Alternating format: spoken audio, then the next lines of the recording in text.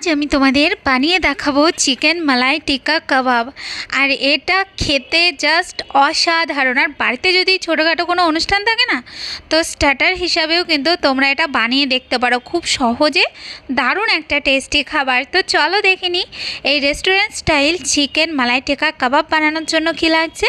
তো প্রথমে আমি একটা মিক্সিং বলে নিয়ে নেব একটু ধনে পাতার যে ডাঁটাগুলো থাকে না, সেটা ধনে পাতা নেব না, ধনে পাতার ডাঁটাগুলো নেব। তারপর ওর মধ্যে 5-6টা রসুনের কোয়া নিয়ে নেবো, একটু আদা, আর এখানে আমি নিয়ে নিচ্ছি একটু আলমন্ড বাদাম, আর নিয়ে নিচ্ছি একটু কাজু বাদাম। এরপর আমি ওর মধ্যে দিয়ে দেবো বড় চামচের 1 চামচ দই, আর এখানে দিয়ে দিচ্ছি আমি 1 টুকরো চিজ, আর দিয়ে দিচ্ছি আমি একটুখানি মালাই। এরপর আমি এটার একটা পেস্ট বানিয়ে নেব। পেস্টটা বানানো হয়ে গেলে পেস্টটাকে একটা বোলের মধ্যে নিয়ে তারপর আমি ওর মধ্যে দিয়ে দেবো বোনলেস চিকেনটা দিয়ে এরপর ওর মধ্যে দিয়ে দেবো আমি পরিমাণ মতন একটু বিট নুন, আর এখানে 1 চামচের মতন কাসুরি মেথি দিয়ে দিচ্ছি আমি একটু গরম মশলা, আর এখানে আমি দিয়ে দিচ্ছি একটুখানি গোলমরিচের গুঁড়ো, আর দিয়ে দিচ্ছি একটু শুকনো লঙ্কার গুঁড়ো। এরপর আমি ওর মধ্যে দিয়ে দেবো 1 চামচ, মানে বড় চামচের 1 চামচের মতন একটু ময়দা, আর এখানে আমি দিয়ে দিচ্ছি একটু লেবুর রস। এরপর আমি চিকেনটাকে ভালো করে ম্যারিনেট করে চিকেনটাকে কিন্তু আধা ঘন্টার জন্য রেস্টে রাখবো।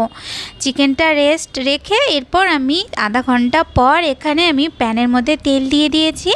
তেলটা যখন একটু গরম হবে তখন আমি ম্যারিনেট করা চিকেনগুলোকে দিয়ে দেব। ম্যারিনেট করা চিকেনগুলো দিয়ে তারপরে একটু সময়ের জন্য একটু ওয়েট করতে হবে।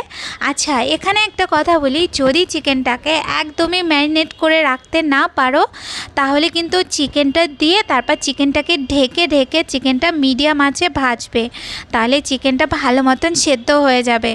তো দেখো 2-1 মিনিট পর আমি চিকেনটার একটা সাইড যখন হালকা হালকা লালচে লালচে হয়েছে তখন আমি চিকেনটাকে একটা চামচের সাহায্যে এইভাবে একটু উল্টে দেবো যাতে অপর সাইডটাও হালকা হালকা ফ্রাই হতে থাকে। তো এইভাবে আমি চিকেনটা হালকা লালচে লালচে ভাব আসা অবধি আমি ভেজে নেব। তো এই যে দেখো চিকেনটা সেদ্ধও হয়ে গেছে আর চিকেনটা ফ্রাইও হয়ে গেছে।